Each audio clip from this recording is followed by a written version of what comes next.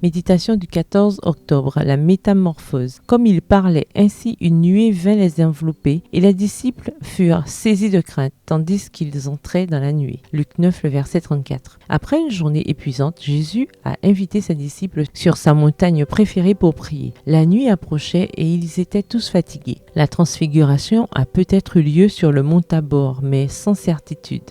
Les disciples ont prié pendant un certain temps, mais ils ont fini par s'endormir. Jésus a continué à prier, implorant pour que ses disciples ne manquent pas de foi, lorsque dans quelques jours, ils seraient témoins de son sacrifice. Il a prié le Père pour qu'il voie sa gloire et sa prière a été exaucée. Et pendant qu'il priait, l'aspect de son visage changea et son vêtement devint d'une éclatante blancheur. Luc 9, le verset 29. Ce changement est appelé en grec métamorphou, qui signifie transformation ou transfiguration. Le mot métamorphose apparaît 4 fois dans la Bible, 2 fois pour faire référence à la transformation de Jésus, voir Matthieu 17 le verset 2 et Marc 9 le verset 2, et 2 fois pour souligner le changement dans la vie du chrétien, voir Romains 12 le verset 2 et 2 Corinthiens 3 le verset 18. Jésus est l'exemple que nous pouvons être transformés, non pas instantanément, mais progressivement, à mesure que nous contemplons la gloire de Dieu, jusqu'à ce que nous soyons ressuscités des morts ou transportés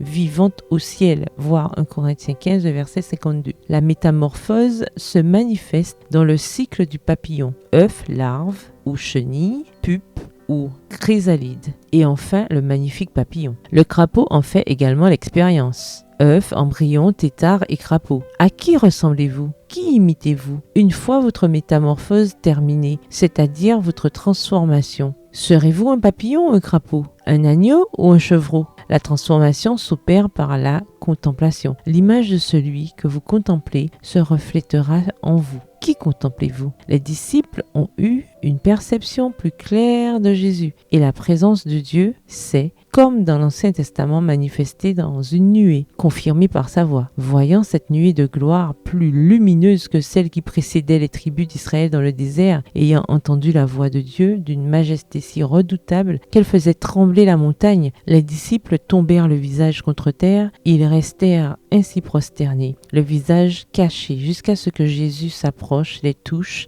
dissipant leur crainte de sa voix familière. « Levez-vous, soyez sans crainte. » Ils osèrent alors lever les yeux et virent que la gloire céleste s'était évanouie. Moïse et Élie avaient disparu. Ils se trouvaient sur la montagne, seuls avec Jésus. Priez Dieu pour une métamorphose spirituelle. Bonne journée et que l'Éternel vous bénisse.